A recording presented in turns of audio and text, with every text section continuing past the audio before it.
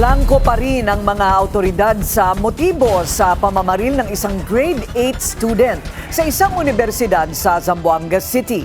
Nakiramay naman ang ilang matataas na opisyal sa mga biktima ng panibagong karahasan sa loob ng eskwelahan. Narito ang agenda report ni RJ Rosalado, live mula sa Ateneo de Zamboanga University. Ano na ang update, RJ? Yes, Corina, patuloy pa rin ang pagtutok ng publiko sa nangyaring school violence dito sa Zamboanga City. Dumating na rin dito sa Zamboanga City ang ilang matataas ng opisyal ng DepEd, Bureau of Customs, pati na rin si Vice President Sara Duterte para makiramay. Pero para isipan pa rin kung ano ang nag-udyok sa grade 8 student na gawin ng pamamaril dito sa Ateneo de Zamboanga University Junior High School. Dahil hindi naman daw siya naging biktima ng bullying. Nakalagak na sa punerarya ang labi ng grade 10 student na isa sa mga namatay sa pamamaril sa Ateneo de Zamboanga University Junior High School. Pero humiling ang pamilya ng biktima na respetuhin ang kanilang privacy at hayaan muna silang maglugsa. Sa labas ng campus, may ilang nagtirik ng kandila para sa mga biktima ng pamamaril. Kanina, binisita ni VP Sara ang mga nasugatang estudyante sa isang pribadong ospital. Aniya, panahon na para magkaroon ng psychosocial wellness program sa mga paaralan at dapat taitingin pa ang pagpapatupad ng anti-bullying program. Suportado niya rin ang mas mahigpit na policy sa paggamit ng social media ng mga menor de edad. Ang pagbaban kasi dapat nandito sa side ng provider no? So kung gagawa tayo ng batas, dapat ipagbawal natin doon sa mga platforms na mag-register yung mga minors. Dumating din si Education Secretary Sani Angara. Aniya, isang malaking palaisipan pa rin hanggang ngayon kung ano ang naging motibo ng grade 8 student kung bakit niya nagawa ang karumal-dumal na krimen. Hindi naman daw kasi totoo ang mga naunang lumabas na impormasyon na biktima ito ng bullying. Hindi naman totoo daw yung binubuli yung bata.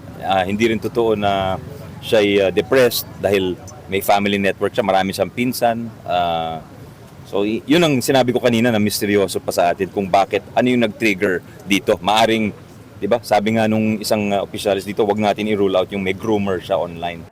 Empleyado ng Bureau of Customs ang tatay ng estudyanteng namaril sa campus. At dahil mga baril niya ang ginamit, posibleng maharap ito sa kasong kriminal at administratibo. Issued firearm ang isa sa mga baril, habang ang isa naman ay personal na pagmamayari ng ama ng shooter na nasawi rin sa insidente. Kahapon kasi nag-usap kami sa telepono ni ang paliwanag niya sa akin. Of course, kailangan malaman to ng PNP kung yan ang lalabas sa investigasyon nila. Naiwan niya sa sasakyan o iniwan yung mga baril niya dun sa sasakyan na siyang pinanghatid dun sa kanyang anak.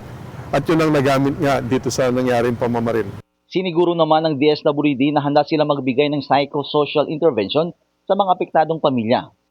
Ngayon, kung ang tinatanong niyo sa akin, kamusta yung may mga physical injuries, she's healing very, very well. So hanggang dun lang muna kasi may patient confidentiality. Basta suffice to say na ang departamento ay sisiguraduhin na lahat ng nangangailangan ng tulong mula sa insidente na ito natutulungan. Sa ngayon ay hindi pa naglalabas ng final result of investigation ng SITG, ang Special Investigation Task Group, kung ano ang naging motibo ng graded student na gawin ang pamamaril. Corina?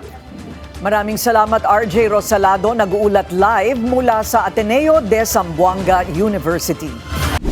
Manatiling nakatutok sa Bilyonaryo News Channel. Sumubaybay sa aming social media accounts at mag-subscribe sa aming YouTube channel para sa mga bago at eksklusibong balita.